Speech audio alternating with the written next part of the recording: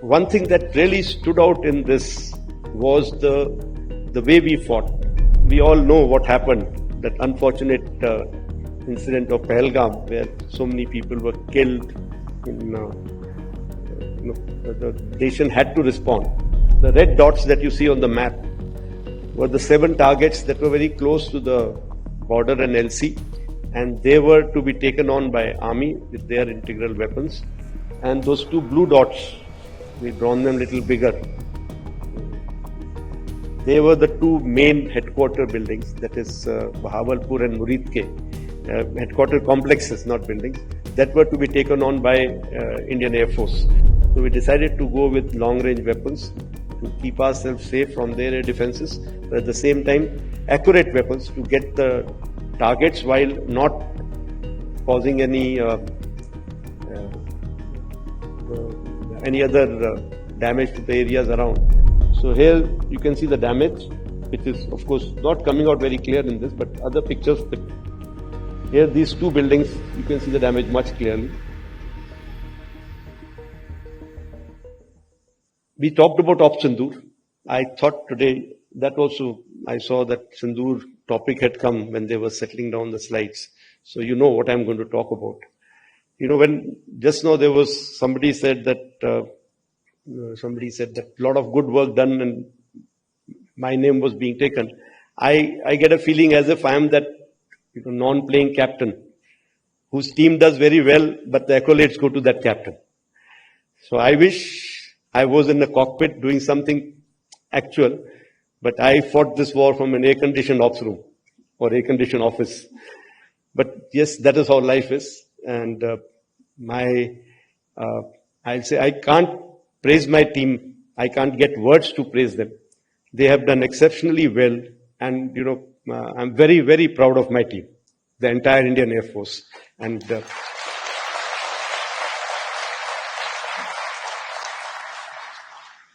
one thing that really stood out in this was the way we fought. At the helm of the affair, my biggest worry, because we keep having those exercises, we keep trying our, exercising ourselves in op-like situation, but they are not operations, they are operations-like situations. And in those, having seen how things are done, my biggest worry was that will everybody come together? Or will there be, I will do this, no, sir, I will do this. One command is going one way, the other command is going other way. Air headquarters is trying to do something else, but the command headquarters wants to do something else. Somebody saying, no, as per so-and-so book, this is my job and not his job. Who is he to tell me? None of this. Not even once did I have to sit down and try to solve things. Not even once. I think that's a blessing to have a force like that. And again, I say, I can only thank my predecessors who have trained us like that, to be like that. Whatever may be, when the time comes, we are all together. So I will today take some time in covering that Operation Sindoor, and this will be from my perspective what we did, and in the end I will also cover some takeaways from it, whatever what was responsible for success. Like I just now covered one part, but I will try and cover some points on that. And in case I find that I'm running ahead of time, then I'll cover something else. I'm not really prepared for that part. Now, of course, another point I just now wrote down. Air Marshal Rajaram said that, this hall is full because you are here. They all want to hear you. But sir, I can see 50% are blues, and out of that, I think 80% are detailed to be here today. Having gone through their times, I understand everything. But all those who have been detailed, please listen. Okay, don't sleep. So we all know what happened, that unfortunate incident of Pahalgam, where so many people were killed. The nation had to respond. And all that is in open media, how we were trying to achieve some things diplomatically. At the same time, we had to give them a befitting reply. We had also said, it was made very clear that this time it should be an emphatic thing that we do. We must send the message across loud and clear to them. It should not be something just limited to launch pads and training areas. It should be, if their leadership, the terrorist leadership should be challenged. So we were all called in, and we discussed a few options. Then all the other agencies also joined in. And then we decided on those 9 targets. I don't know how clear it is here. From my angle, it's not looking very clear, the text part of it. Like you see, I can make it easier for you by the red dots that you see on the map were the 7 targets that were very close to the border and LC, and they were to be taken on by Army with their integral weapons. And those 2 blue dots, we've drawn them a little bigger. They were the 2 main headquarter buildings, that is Bahawalpur and Muridke, headquarter complexes, not buildings, that were to be taken on by Indian Air Force. So this was decided. Also, when I say taken on by Indian Air Force, that doesn't mean that only Indian Air Force was to work towards that. All of us were working together, including naval assets were involved in, their weapons were used in these areas. Their INT agencies were involved. And in the planning, we were all, the 3 services together, along with other agencies. So this plan was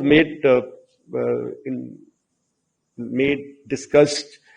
Even the escalation metrics were made and discussed as to where can it lead to, what can happen, and if this happens, what is going to be our response. So it was a nicely planned out effort, and the date was decided. It was the 6th and 7th night, date and time, and it was decided based on weather, based on what pattern we were seeing across the border of their movements and their actions. And we decided that time, and we decided that it'll be in one go, we will address all 9 targets. And like I said, Air Force was targeting these to the border. So it was not that we could do something with small drones or weapons of small caliber. They were all nicely hardened structures. So we decided to go with long-range weapons to keep ourselves safe from their air defenses, but at the same time, accurate weapons to get the targets while not causing any other damage to the areas around. And special emphasis throughout has been that there should be minimum civilian casualties who are not involved with this. So, as far as Bahawalpur is concerned, this is how that complex looks on map. And if you look at it, there were some, when DMPI is basically our point of impact that we decide where we're going to hit. So there were some buildings where we had intelligence of their senior leadership staying, some buildings where their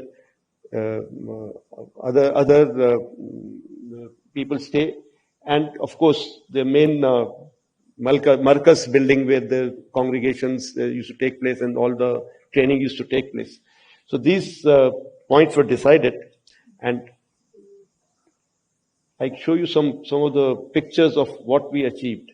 Now, before and after the attack, of course, these are satellite pictures, and after the attack pictures are immediate pictures that we got.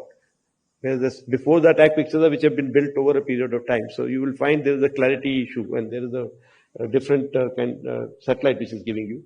So here, sorry. So here you can see the damage, which is of course not coming out very clear in this, but other pictures. Here these 2 buildings, you can see the damage much clearly.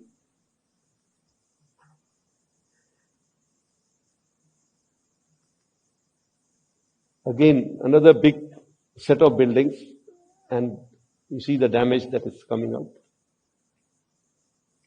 What I can show you here is there's hardly any collateral that you see. Of course, from that distance, it is not very easy to make out, but still all the adjacent buildings are fairly intact.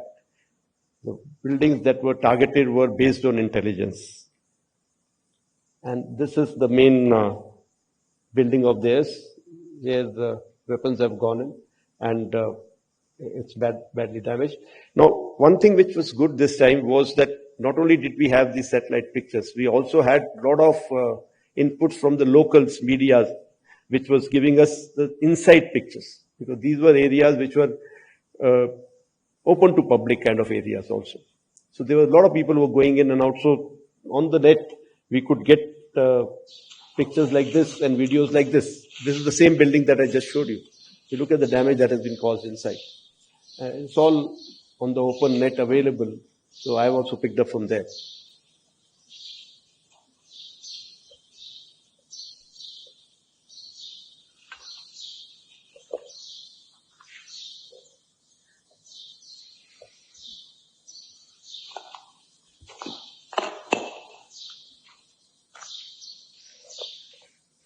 So this target was about 100 kilometers away from the border. We did not have a way to send a BDA mission that far away. So the damage assessment has been done based on only the, or accuracy assessment has been done based on damage that we see on the pictures from the satellites and also what we got from the media. As far as Muridki is concerned, this is what it was, the LET headquarters. This is shifted. I think something is on that.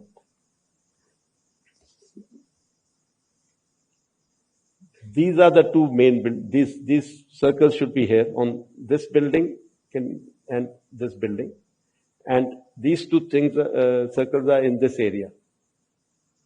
This again is their, if I can say, the senior leadership's residential area where they were staying. And these were their office building and their building where they used to get together to conduct their meetings. This is one of the videos that we have because this was within our range. So we could get this video from the weapon itself. If you notice here, somewhere here was the first impact of the previous weapon. And if you see the next one now, the video continues. You can see the smoke of the previous weapon somewhere here. And this weapon is for the main building, that big building that we see.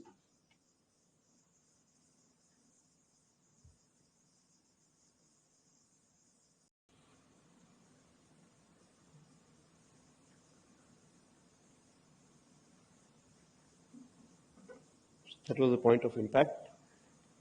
And this is the damage that you see on the... They've sorted me out here, my team. So before attack, these were DMPI 3 and 4. And after the impact, it's not very clear. The display is not very clear. But I think the brightness of this big display is always an issue. So this is the DMPI, this is the bomb that you saw in that video before. And here, this whole picture has shifted. And this is the impact that we see on the main and one on the office building. Office building, you can see it's already decimated quite badly. Here you see just a pinprick. Let it be. It's just a pinprick here. But I want to bring out something here. You know, when we did Balakot, we had something similar. I have a slide on that. You see here, in Balakot also, we had similar, you know, this pinpricks being seen from the satellite pictures. And here in this building also, we see a similar kind of impact point. And in Balakot, we could not get anything from inside. And it became a big issue, trying to tell our own people, unfortunately, our own people, as to what we have been able to achieve. We had intelligence of what has gone on inside. We had intelligence of, you know, human kind of intelligence, where we had very clear picture of inside in terms of there has been huge damage. There have been so many terrorists which have been utilized. But we could not convince our own people that, look, we have achieved that. But this time, again, a thing like this would have given us the same problem. But we were lucky, and we got these videos on the open. This is the same building from inside. You see the amount of damage that it has created. Because all these penetration weapons, the sound is from that video. So they cause this kind of damage. Whereas from outside, you get a feeling as if it's just a small hole. So I'm very happy that this time we were able to, take care of that ghost of Balakot, that we were able to tell the world what we have achieved.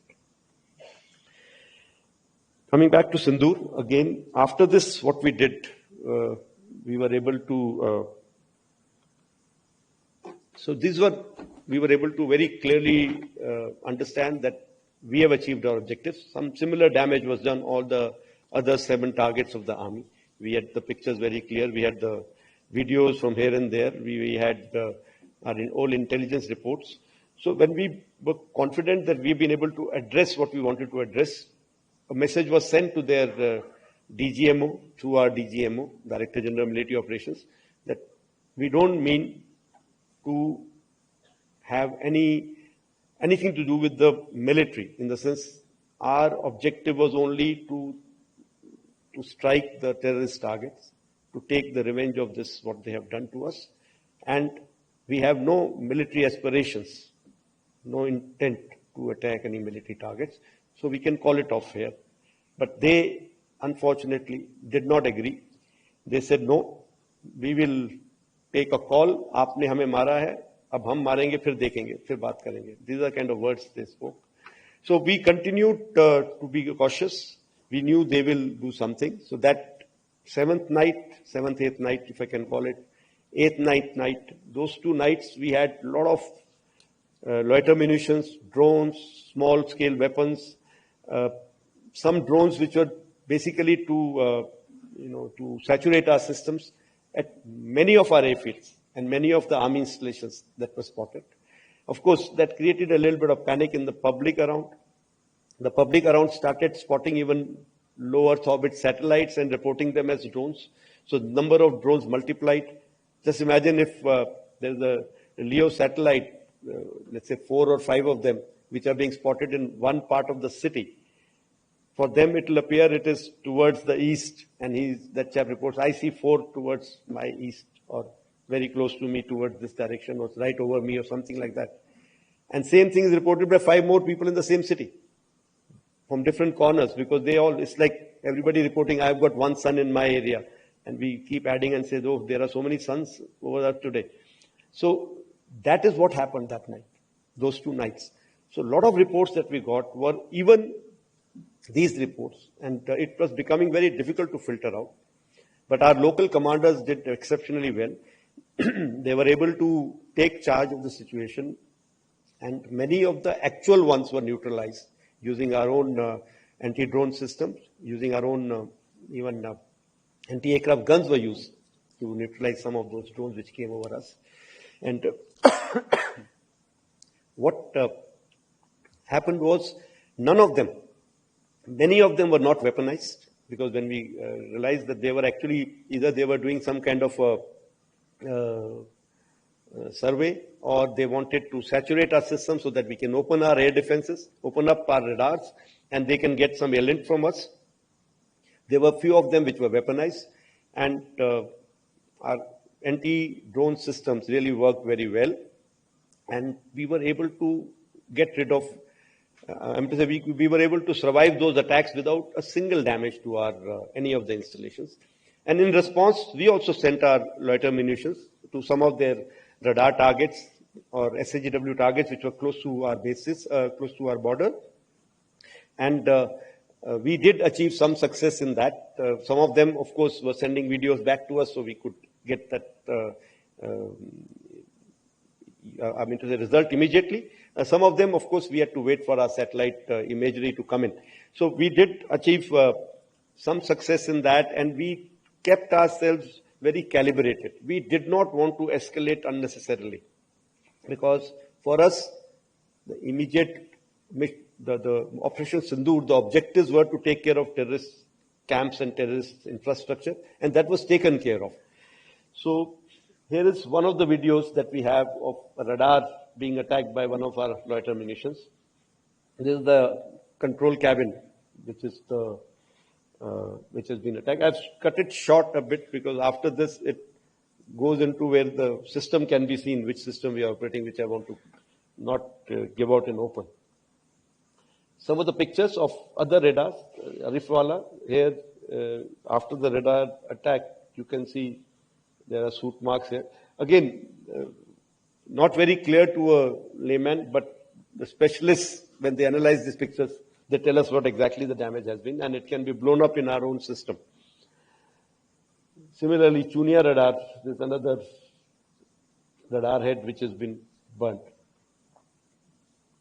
So once this was over, we got intelligence report on the ninth evening, I will say, that they are planning something big. And next 48 hours are very critical. And also, we also decided that if they attack any of our installations, military installations, we are going to reply with military, attacking their military installations, which matter to them. So since we already had our plans ready, this point was debated, and both the CNCs involved, the air headquarters people, and the other services, we had taken a call that since they are mostly attacking us by Air Force assets and my Air Force bases are under threat, we should respond without waiting, in case this continues tonight also. And sure enough, this time we had their attack on our airfields with not only just loiter munitions, some of long-range weapons. Their aircraft tried to penetrate our defenses. Our air defense systems have done a wonderful job. The S-400 system, which we had recently bought, has been a game changer. The range of that system has really kept their aircraft away from their weapons like, those long-range glide bombs that they have. They've not been able to use any one of those because they've not been able to penetrate the system. And during our first night, sixth, seventh night, also air defense system had ensured that when they did their repost, their fighter aircraft was threatened. That time they had come with some of those long-range weapons which they were able to penetrate into our defenses in Balakot time, if you remember. Some of the army, some of the bombs had fallen very close to army area. But this time, since we were ready to use our long-range weapons of surface-to-air guided weapons, they were deterred. I think initially we found the build-up taking place, very massive build-up taking place. But once the first missile was fired from our side, from the ground, we suddenly found that that dissipation of that build-up. Also, we have some kills that we have got from our SHGW systems, because every time you fire a weapon on a track, you do get a feedback as to whether it is to be treated as a kill or not, because till when is that blip remaining and where is your missile going. So that I will talk about a little later. So 9th, 10th night again, a large number of their attacks on most of our airfields. The airfields like Adampur, Srinagar, Avantipur, they took the brunt of it actually. And many other airfields.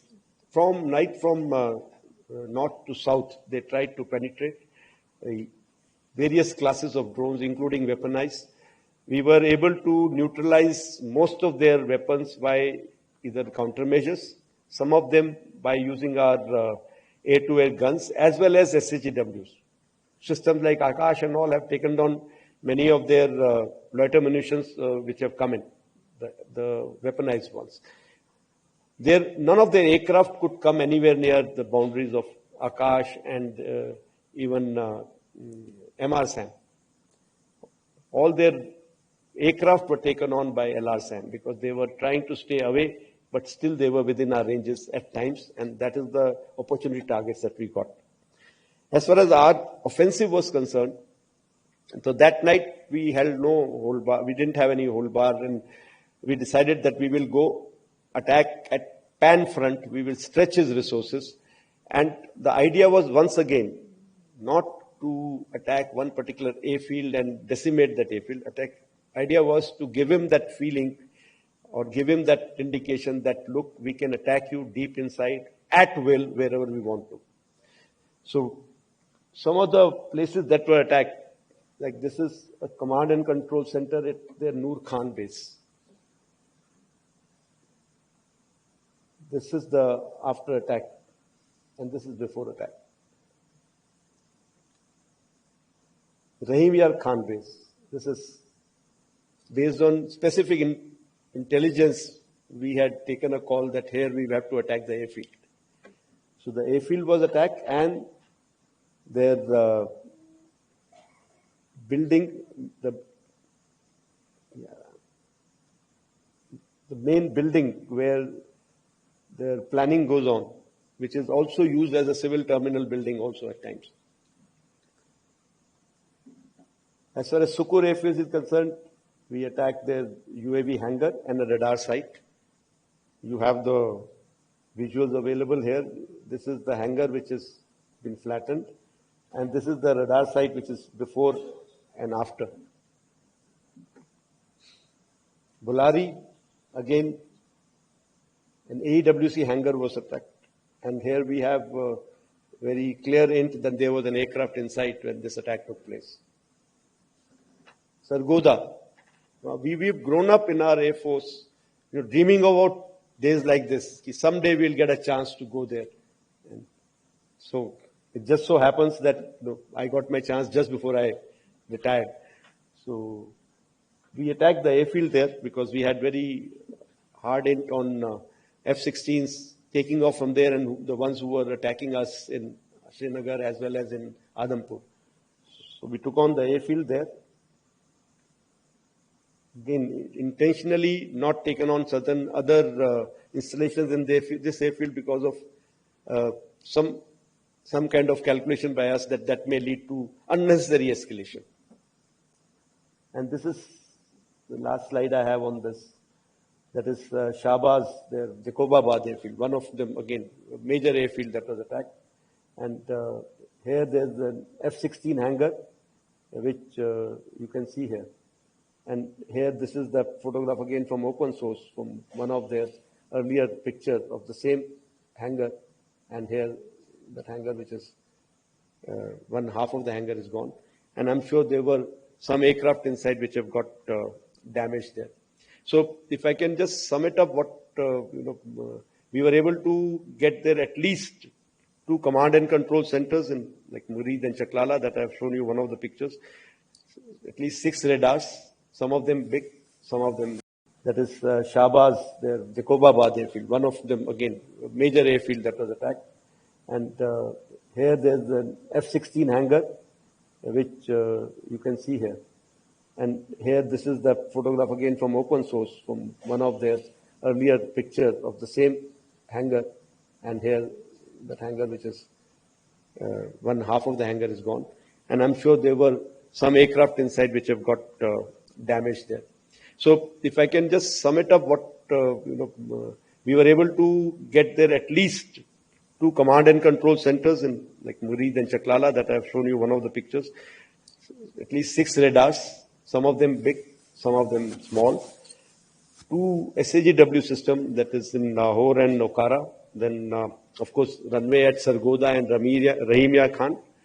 3 hangars that we attacked. One was, of course, Sukur, the UAV hangar, the Bholari hangar of AEWNC, and Jacobabad, the F-16 hangar.